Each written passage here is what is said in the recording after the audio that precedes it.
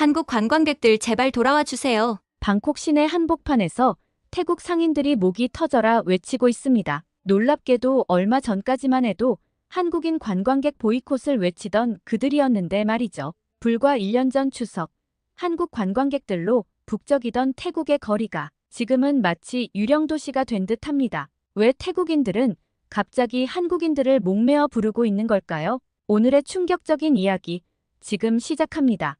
안녕하세요. 저는 방콕의 카오산 로드에서 작은 호텔을 운영하는 수안이에요. 제 인생이 어떻게 이렇게 됐는지 아직도 믿기지 않네요. 작년 추석, 우리 호텔은 한국 관광객들로 북적였어요. 수안, 혹시 남는 방 없어? 복도에서라도 자고 싶어. 한국인 친구들이 농담 반 진담 반으로 말할 정도였죠. 그때는 정말 꿈만 같았어요. 매일 밤 매출을 계산하면서 웃음이 멈추질 않았거든요. 하지만 지금은, 이런 얘기를 하자니 가슴이 아파요. 우리 호텔뿐만 아니라 이 거리 전체가 마치 유령구시가 된 것 같아요. 철컥 소리와 함께 하나둘 문을 닫는 상점들을 보면 눈물이 나려고 해요. 어느 날 아침, 저는 평소처럼 호텔 로비를 청소하고 있었어요. 그런데 갑자기 와장창 하는 소리와 함께 누군가 호텔 문을 거칠게 열고 들어왔어요. 수안, 큰일 났어. 한국에서 우리 태국인들을 대거 추방한대. 친구 피차이의 말에 저는 빗자루를 떨어뜨리고 말았죠. 뭐라고? 그게 무슨 소리야? 피차이가 숨을 고르며 설명하더라고요. 한국 정부가 불법 체류 태국인들을 대대적으로 단속해 추방하기로 했다는 거예요. 그것도 무려 20만 명이나 된다고요. 어머나, 이제 어쩌지? 저는 그만 주저앉고 말았어요. 그런데 이게 끝이 아니었어요. 얼마 후 우리 태국여행사협회 유타차이 부회장이 일본 언론과의 인터뷰에서 한국 관광을 비하하는 발언을 한 거예요. 한국의 관광 명소는 상대적으로 적고 영화와 넷플릭스 드라마로 유명해진 곳들은 일시적 인기일 뿐이에요 라고 말했다더군요. 심지어 중국이나 일본 여행이 한국보다 저렴하다며 직접 비용까지 비교했대요. 세상에, 저런 말을 어떻게. 저는 충격을 받았어요. 이 발언이 한국문화체육관광부와 관광공사의 귀에 들어갔고 결국 우리 협회가 공식 사과를 하는 사태까지 벌어졌죠. 하지만 이건 시작에 불과했어요. 그 후로 태국 전역에서 반한 감정이 들끓기 시작했거든요. SNS에서는 노코리아 해시태그가 트렌드가 됐고 거리에서는 한국 제품 불매 운동이 벌어졌어요. 한국 여행을 거부하자는 운동도 퍼졌죠. 그 결과 올해 초 한국을 찾은 태국 관광객 수가 작년보다 21%나 줄었대요. 반면 중국이나 일본, 대만 관광객은 크게 늘었다고 하더라고요. 이 모든 일의 시작은 KETA라는 제도 때문이었어요. 한국 정부가 불법 체류자를 막으려고 입국 심사를 엄격하게 했는데 그 과정에서 많은 태국인들이 상처를 받은 거죠. 저는 그저 바라만 볼 수밖에 없었죠. 제발 이러지 말자 하고 속으로 중얼거렸지만 소용없었어요. 피차이의 말을 듣고 나서 저는 도저히 믿기지 않아 직접 확인해보기로 했어요. 그날 오후 저는 수완나품 국제공항으로 향했죠. 공항에 도착하자마자 저는 할 말을 잃었어요. 입국장은 말 그대로 아수라장이었거든요. 세상에, 정말이었구나. 저도 모르게 탄식이 나왔어요. 공항 곳곳에서 혼란의 물결이 일렁였어요. 추방된 태국인들이 쏟아져 들어오면서 입국 심사대는 마비 상태였고 수암을 찾는 곳은 사람들로 가득 찼죠. 공항 직원들은 땀을 뻘뻘 흘리며 상황을 통제하려 애쓰고 있었어요. 그때 익숙한 얼굴이 보였어요. 잠깐, 저 사람, 솜차이 아냐? 솜차이는 제 오랜 친구이자 몇 년 전 한국으로 떠난 옛 직장 동료였어요. 그의 모습이 너무나 달라져 있어서 처음엔 알아보지 못할 뻔했어요. 솜차이. 제가 부르자 그가 고개를 들었어요. 수안, 너였구나. 그의 목소리에는 피곤함이 가득했어요. 솜차이의 이야기를 들으며 저는 마음이 무거워졌어요. 한국에서의 힘들었던 생활, 불법 체류자 단속, 그리고 갑작스러운 추방까지 그의 꿈은 산산조각이 나버렸더라고요. 이제 어떻게 살아야 할지 모르겠어. 솜차이의 말에 가슴이 아팠어요. 공항을 나오면서 저는 생각했어요. 이제 우리 태국은 어떻게 되는 거지? 20만 명의 실업자들이 한꺼번에 생겨난 거나 다름없었으니까요. 그날 밤, 저는 오랫동안 잠들지 못했어요. 불과 몇 달 전까지만 해도 한국 관광객들로 북적이던 우리 호텔과 거리가 떠올랐죠. 그런데 이제는 한국 관광객도 사라지고 태국인 불법 체류자들은 돌아오고 정말 앞이 캄캄했어요. 불법 체류자들의 귀환 이후 태국의 경제는 급격히 악화되기 시작했어요. 특히 관광업에 의존하던 우리 지역이 가장 큰 타격을 받았죠. 어느 날 아침, 저는 평소처럼 카오산 로드를 걸어 호텔로 향하고 있었어요. 그런데 거리의 모습이 너무나 달라져 있었어요. 임대 간판들이 거리 곳곳에 나붙어 있었죠. 어머나, 피식 아저씨네 식당도 문 닫았네. 30년 넘게 영업해온 유명한 팟타이 식당마저 문을 닫은 걸 보고 저는 충격을 받았어요. 그때 제 핸드폰이 울렸어요. 발신자를 확인하니 어머니였죠. 수안, 큰일 났어. 우리 식당이. 어머니의 목소리가 떨렸어요. 우리 가족이 운영하는 식당도 폐업 위기에 처했다는 거예요. 한국 관광객들이 끊기면서 매출이 90%나 줄어들었대요. 어떡해. 이러다 우리도 문 닫는 거 아냐? 저도 모르게 한숨이 나왔어요. 호텔에 도착하자 직원들이 모여 있었어요. 그들의 표정이 심각해 보였죠. 수안 씨, 큰일 났어요. 사장님이 직원 절반을 해고하겠대요. 뭐라고요? 저는 믿기지 않았어요. 하지만 현실은 냉혹했죠. 그날 오후, 저희 호텔은 직원들의 울음소리로 가득 찼어요. 10년 넘게 함께 일해온 동료들과 작별 인사를 하는 건 정말 가슴 아픈 일이었어요. 밤이 되자 저는 한숨을 쉬며 호텔 로비에 앉았어요. 텅 빈 로비를 바라보니 가슴이 아팠죠. 그때 제 눈에 작년 추석 때 찍은 사진이 들어왔어요. 한국 관광객들과 함께 찍은 단체 사진이었죠. 아, 그때가 좋았지. 저도 모르게 중얼거렸어요. 사진 속 웃고 있는 얼굴들을 보며 문득 깨달았어요. 우리의 문제는 단순히 경제적인 것만이 아니라는 걸요. 우리는 서로를 이해하고 존중하는 마음을 잃어버린 것 같았어요. 이대로는 안 돼. 저는 결심했어요. 우리가 먼저 손을 내밀어야 해. 그 순간 제 머릿속에 아이디어가 떠올랐어요. 한국인들에게 우리의 마음을 전할 방법이 있을 것 같았거든요. 하지만 어떻게 시작해야 할지 아직은 막막하기만 했죠. 그래도 이제 희미하게나마 앞으로 나아갈 방향이 보이는 것 같았어요. 어둠 속에서 작은 빛을 발견한 것처럼요. 다음 날 아침부터 SNS가 시끌벅적했어요. 샵너콜의 해시태그가 트렌드였죠. 태국 전역에서 한국 여행 거부 운동과 불매 운동이 퍼지고 있었어요. 한국 제품을 불태우는 영상, 한국 식당 앞 시위 사진들이 넘쳐났죠. 심지어 한국인들을 위협하는 글까지 올라오고 있었어요. 한국 화장품, 이제 그만. 우리 태국 브랜드가 더 좋아요. K-팝, 이젠 지겨워. J-팝이 진짜 음악이지. 한국 여행 대신 일본으로 가세요. 더 친절하고 볼 것도 많아요. 이런 댓글들이 SNS를 뒤덮고 있었어요. 한국에 대한 반감이 이렇게까지 커질 줄은 몰랐죠. 특히 눈에 띄는 건 중국과 일본을 추천하는 글들이었어요. 중국 관광지가 한국보다 100배는 좋아요. 게다가 물가도 저렴하고 일본 문화가 한국보다 훨씬 세련되고 품격 있어요. 우리도 배워야 해요. 이 상황이 너무 과하다고 생각하던 찰나 더 충격적인 소식이 들려왔어요. TV 뉴스에서는 연일 한국과 태국의 갈등 상황을 보도했어요. 한국 정부가 태국인들의 입국 심사를 더욱 강화했다는 소식, 태국에 있는 한국 기업들이 철수를 고려하고 있다는 뉴스, 모든 게 악화의 길을 걷고 있었죠. 저는 할 말을 잃었어요. 왜 이렇게까지 된 걸까요? 우리가 뭘 잘못한 걸까요? 이런 생각이 하루 종일 머릿속을 맴돌았어요. 그날 저녁, 오랫동안 연락이 없던 한국인 친구 수영에게서 연락이 왔어요. 수영은 방콕에서 한국어 강사로 일하고 있었죠. 그녀의 메시지는 슬픔과 분노로 가득했어요. 수안, 나 이제 태국에서 못 살겠어. 길거리에서 욕설을 듣고 수업도 취소되고 한국으로 돌아가려고 해. 수영의 말에 가슴이 아팠어요. 저는 그녀를 설득하려 했지만 이미 그녀의 마음은 굳어 있었어요. 수영, 제발 조금만 더 기다려봐. 이 상황이 곧 나아질 거야. 수안, 고마워. 하지만 난 더 이상 못 견디겠어. 매일 밤 두려움에 떨며 살 수는 없어. 수영의 말에 뭐라 대답할 수 없었어요. 그녀의 입장을 이해하면서도 이렇게 보내는 게 너무 마음 아팠거든요. 다음 날, 저는 용기를 내어 SNS에 글을 올렸어요. 한국과 태국의 오랜 우정, 서로를 이해하고 존중해야 한다는 내용이었죠. 하지만 댓글은 차가웠어요. 한국 돈에 눈이 멀었네 등의 비난이 쏟아졌어요. 수안, 넌 태국인의 자존심도 없어. 한국이 우리를 어떻게 대했는지 알면서 한국 편 들지 마. 그들은 우리를 무시하고 있어. 이런 댓글들을 보며 저는 깊은 한숨을 내쉬었어요. 어떻게 하면 이 사람들의 마음을 열 수 있을까?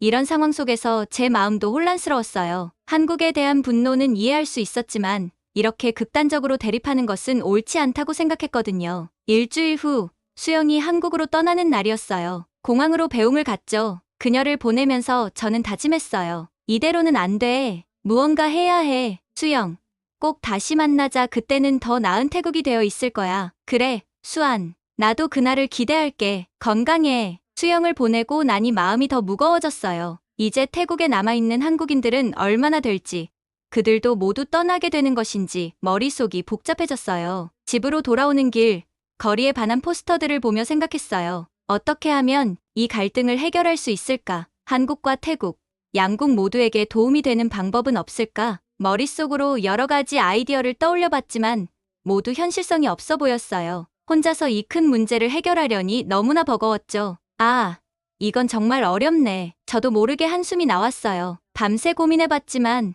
도저히 답이 나오질 않았어요. 문제는 점점 더 커져만 가고 제 능력으로는 어떻게 할 수 없을 것 같았거든요. 결국 저는 지쳐 잠들고 말았어요. 내일은 또 어떤 일이 벌어질지, 그리고 제가 할 수 있는 일은 과연 무엇일지, 그런 생각들이 꿈속에서도 저를 괴롭혔답니다. 며칠 후, 저는 거리에서 충격적인 광경을 목격했어요. 한국에서 추방된 불법 체류자들이 대규모 시위를 벌이고 있었던 거예요. 우리에게 일자리를, 생존권을 보장하라. 그들의 외침이 거리를 가득 메웠어요. 플래카드에는 절박한 문구들이 적혀 있었죠. 경찰들이 시위대를 에워싸고 있었지만 시위대의 기세는 꺾일 줄 몰랐어요. 그 모습을 보며 저는 가슴이 아팠어요. 불과 몇 달 전까지만 해도 그들은 한국에서 열심히 일하며 꿈을 키우던 사람들이었는데 지금은 거리에서 생존권을 외치고 있다니. 시위대 속에서 익숙한 얼굴을 발견했어요. 바로 제 오랜 친구 피차이였죠. 그녀도 한국에서 불법 체류하다 추방된 사람 중 하나였어요. 피차이.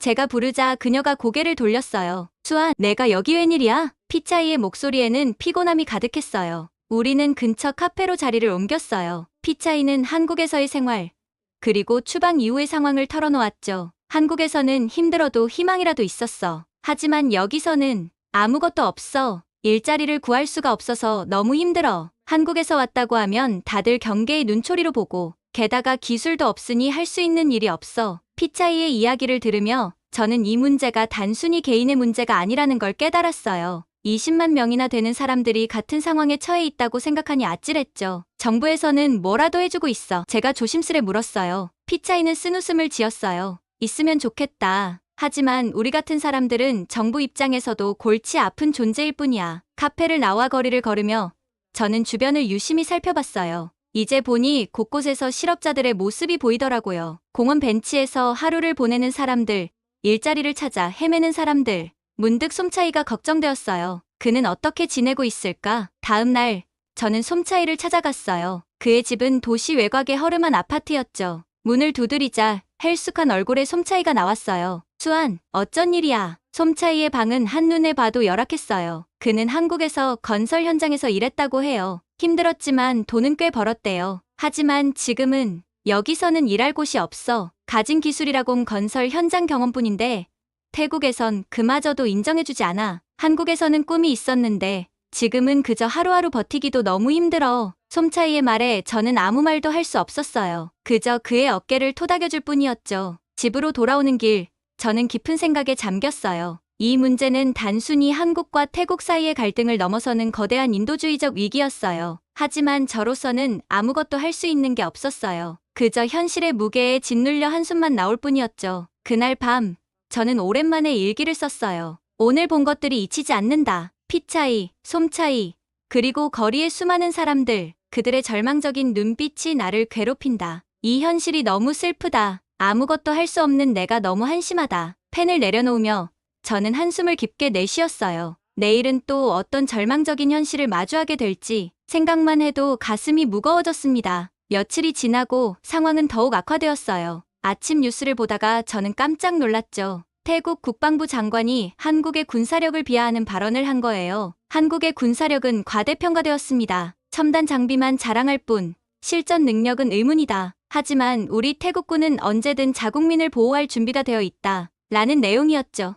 이 발언은 폭탄과도 같았어요. 한국 정부의 강력한 항의를 불러일으켰고 양국 관계는 더욱 악화되었어요. 한국 정부는 즉각 강력히 항의했고 양국 관계는 순식간에 얼어붙었죠. 그날 오후 호텔에 한 통의 전화가 왔어요. 다음 달에 예약했던 한국 단체 관광객들이 모두 취소한다는 내용이었죠. 저는 그만 주저앉고 말았어요. 이제 정말 끝인가? 거리로 나가보니 분위기가 심상치 않았어요. 한국 제품을 파는 가게들은 문을 닫았고 한국 식당들도 텅 비어 있었죠. 그때 제 핸드폰에 알림이 떴어요. 한국 정부가 태국인들의 입국 심사를 더욱 강화한다는 내용이었어요. 이제 태국인들은 한국에 가기 위해 더 많은 서류를 준비해야 한다고 해요. 저는 한숨을 내쉬었어요. 이렇게 양국 관계가 계속 악화되면 어떻게 될지. 관광업에 의존하던 우리 지역 경제는 이미 무너지기 직전이에요. 집에 돌아와 TV를 켰는데 더 충격적인 뉴스가 나오고 있었어요. 태국에 있는 한국 기업들이 철수를 검토 중이라는 소식이었죠. 만약 한국 기업들이 떠나면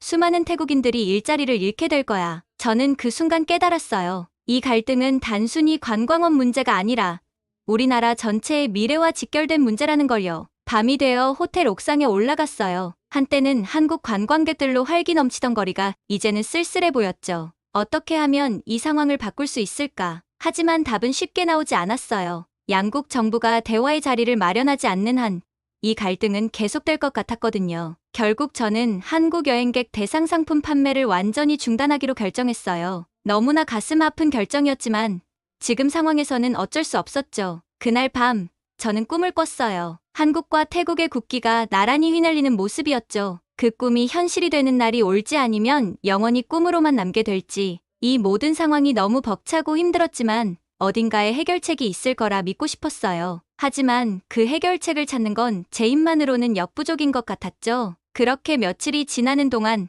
저는 계속해서 뉴스를 주시했어요. 어떤 변화라도 있지 않을까 하는 마음에서요. 그러던 어느 날 드디어 기다리던 소식이 들려왔습니다. 태국 정부가 드디어 움직이기 시작한 거죠. 불법 체류 문제의 심각성을 깨달은 걸까요? 뉴스를 보니 태국 노동부 장관이 여행사 협회에 공문을 보냈다고 해요. 한국으로 가는 관광객들의 불법 취업을 막아달라는 내용이었죠. 세상에, 이제야 정신을 차린 걸까?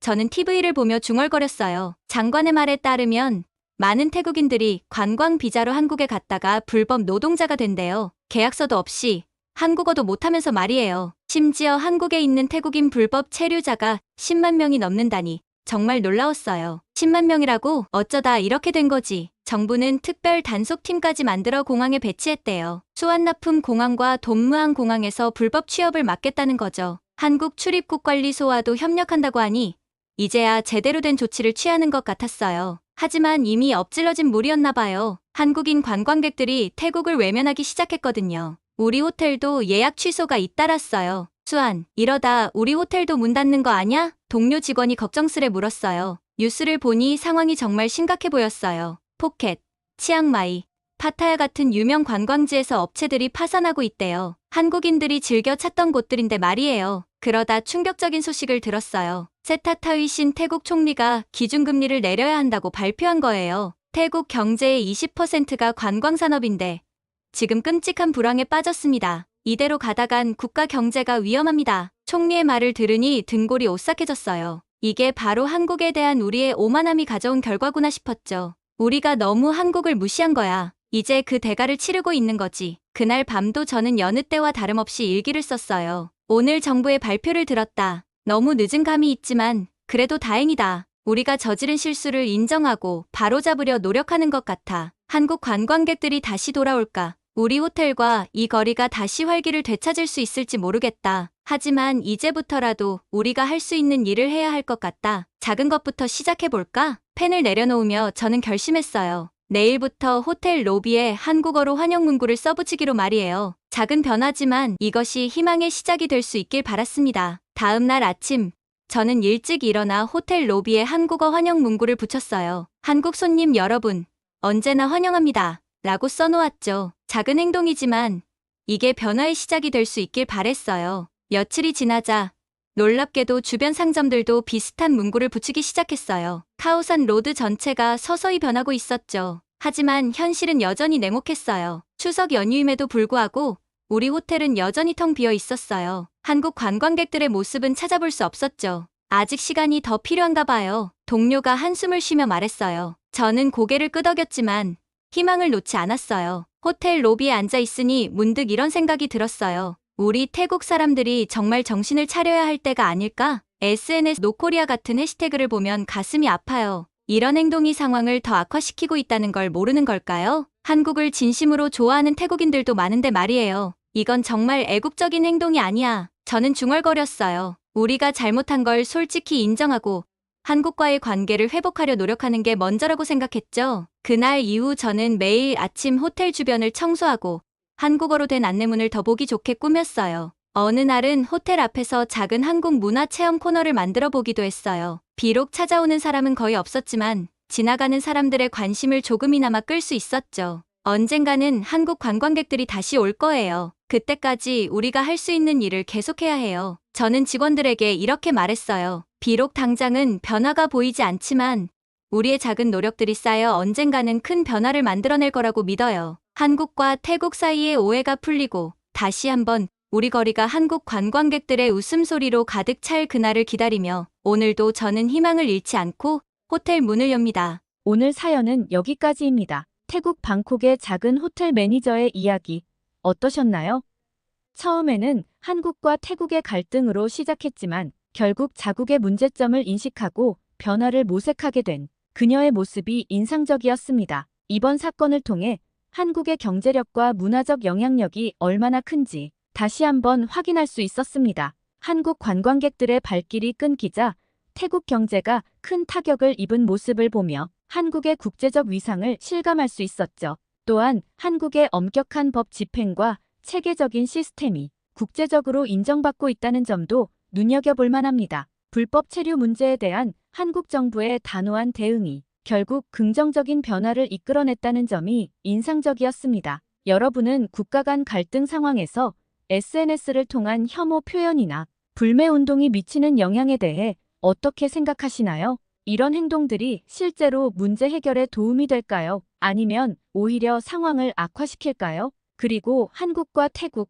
앞으로 두 나라 관계가 어떻게 발전하면 좋을지 여러분의 의견을 댓글로 남겨주세요. 여러분의 생각이 궁금합니다. 감동 뭉클에서는 여러분의 소중한 마음을 모아 사연 주인공들에게 전해드리고 있습니다. 여러분 주변에 감동적이거나 재미있는 실제 사연들을 제보받고 있으니 언제든 저희 공식 메일로 제보해주세요. 여러분이 보내주신 사연이 다음 영상의 주인공이 될 수 있습니다. 오늘 들려드린 사연이 마음에 드셨다면 구독과 좋아요 눌러주시고 주변 분들과도 공유해주세요. 여러분의 작은 관심과 응원이 더욱 좋은 콘텐츠를 만드는데 큰 힘이 됩니다. 이상 감동 뭉클이었습니다. 끝까지 시청해주셔서 감사합니다. 다음에 더 감동적인 사연으로 찾아뵙겠습니다.